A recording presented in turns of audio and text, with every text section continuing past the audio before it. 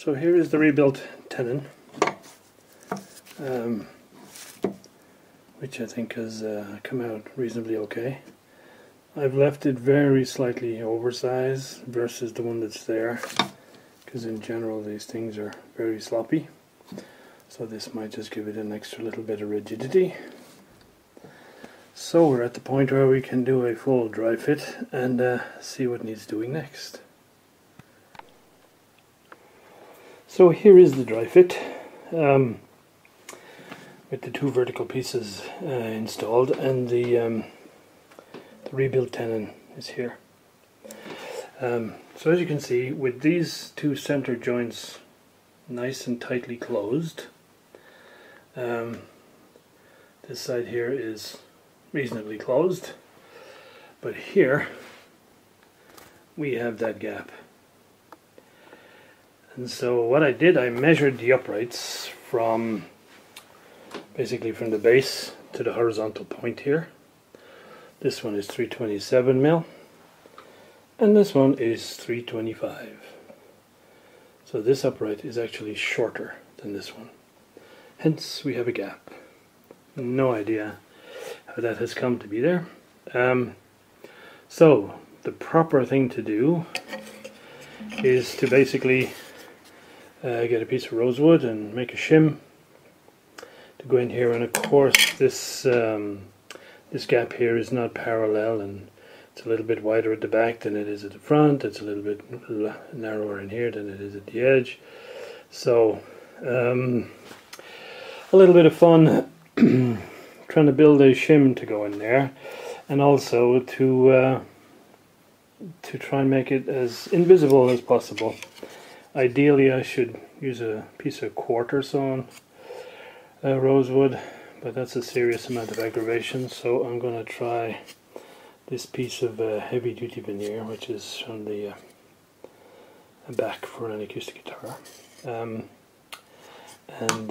let's see what that looks like when it's all done up, and if it looks acceptable then I'll go with that, and then I'll put the mortise in it and see where we go from there. But I think it's pretty obvious that with these guys fully closed up nicely, top and bottom, that this is the way the top has to sit in order to be without any stress on it. And if I try and pull that down and close it, you can see that it opens up the joint on the side, which is clearly not correct.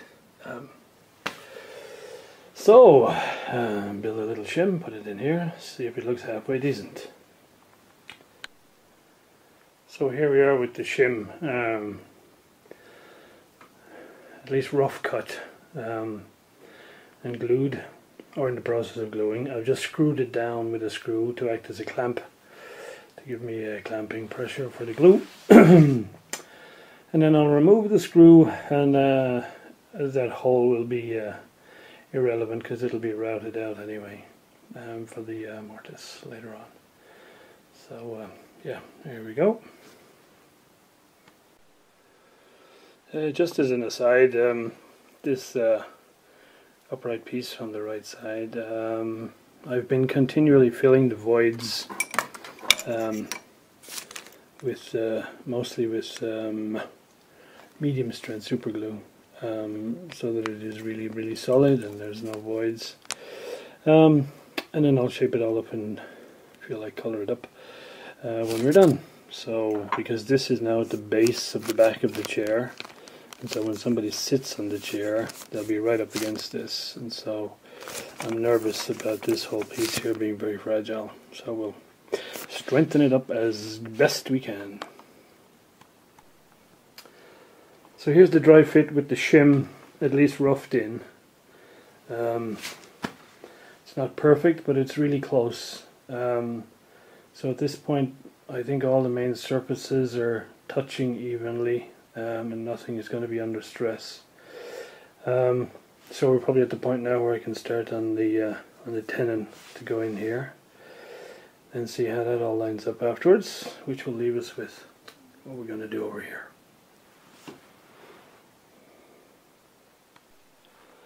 So here's the jig I've come up with to route the mortise in the upright here on this end. So two pieces of nice hard maple. These are actually maple blanks for doing guitar necks like this for these types of things. So they have a nice horizontal surface here, or a parallel surface, right angles to the vertical here. Then I can use the router to route the slot. Now unfortunately this looks like it's like about an 8mm or a 9mm tenon, and I don't have the right size router bit, so I'll have to go get one, because it's basically, I have a quarter and I have 3/8, and I need a 5/16. So then I'll mark the rear stop and front stop, and then I can just route down as far as I want, or as far as the router bit will allow, and that should then enable me to make a nice controlled mortise in the upright, so I can fit the tenon in. There we go. So here's the setup for routing out the mortise on this upright. So it's referenced off the front edge so that everything will line up on the front face. Rear stop and front stops in place, and so just back and forth and down a little bit at a time, take it nice and gently, and then hopefully we'll have a clean mortise at the end, and then we can look about making up a rosewood tenon to go in it. Right, see what that looks like. So far so good. Now we gotta go make a tenon to go in there.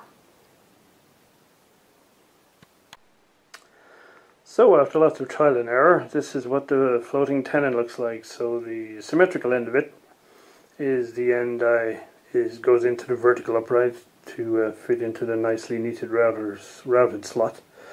But I decided not to do any more messing with the mortise in the crosspiece, and so instead I reshaped the tenon to fit into the crosspiece. Sorry, I have a little focus problem there. So, took a little while and a lot of trial and error, but I think we're pretty much there. Let's have a look, see what it looks like when you fit it together. So the tenon, put it in like that, which is a nice fit for glue, no sloppiness, but it's not under a lot of pressure. It's a small cavity there, so I'll probably do the dual part epoxy to put all this together and put the top on. Don't know if I can do this in one hand or not.